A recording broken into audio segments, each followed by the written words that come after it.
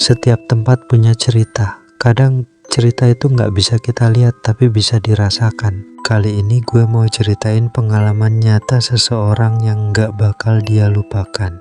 Cerita ini terjadi di sebuah kos tua di pinggiran kota. Semuanya bermula dari sebuah suara. Namanya Dika, anak rantau yang baru dapat kerja. Karena gajinya pas-pasan, dia nyari kos murah. Dia nemu kos tua, bangunannya besar, banyak kamar kosong. Tapi ada satu kamar di pojok lantai atas yang selalu dikunci. Dika nggak ambil pusing soal kamar terkunci itu.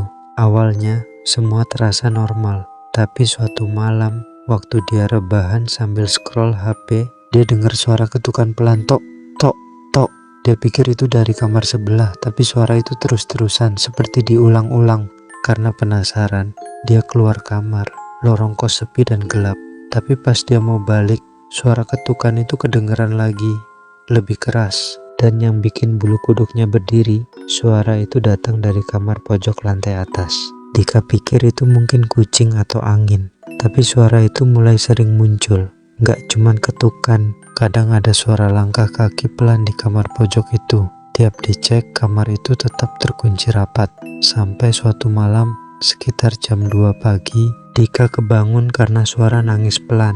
Suara itu samar, seperti dari lantai atas. Dika coba abaikan, tapi suara nangis makin jelas. Akhirnya, dia keluar kamar buat cek. Tapi pas sampai di atas, suara itu langsung berhenti. Dika berdiri di lantai atas, hening banget, cuman ada suara angin dari celah jendela tua. Tapi saat dia balik badan untuk turun, dia dengar suara ketawa kecil dari arah kamar pojok. Ketawa itu aneh, kayak ditahan. Dia langsung lari balik ke kamarnya. Esoknya, Dika cerita ke Mas Anto, penghuni lain. Mas Anto cuma bilang, baca doa aja, jangan terlalu peduli. Tapi dari wajah Mas Anto, kelihatan dia juga takut. Malamnya, suara itu muncul lagi, lebih keras. Dika dengar pintu kamar pojok terbuka pelan, krik. Suara langkah kaki makin dekat ke kamarnya, sampai berhenti tepat di depan pintu. Dengan gemetaran, Dika nekat buka pintu. Tapi nggak ada siapa-siapa, cuma lorong kosong yang gelap. Tapi dari ujung lorong, dia lihat bayangan hitam kecil berdiri diam. Matanya merah menyala, ngeliatin dia. Dika nutup pintu keras-keras dan ngunci. Paginya, dia datangi pemilik kos buat nanya. Akhirnya pemilik kos cerita soal masa lalu kamar itu. Pemilik kos bilang, dulu ada wanita muda yang meninggal gantung diri di kamar itu. Sejak saat itu, kamar itu selalu dikunci. Siapapun yang gangguin kamar itu, pasti ngalamin kejadian aneh. Dika nggak pikir panjang, langsung cabut hari itu juga.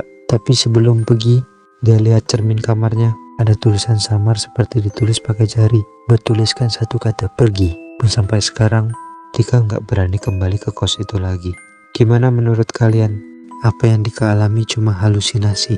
Atau memang ada sesuatu yang menghuni kamar itu? Kalau kalian punya pengalaman serupa, tulis di kolom komentar. Jangan lupa, selalu hormati tempat yang kalian tinggali. Kita nggak pernah tahu apa yang ada di sana.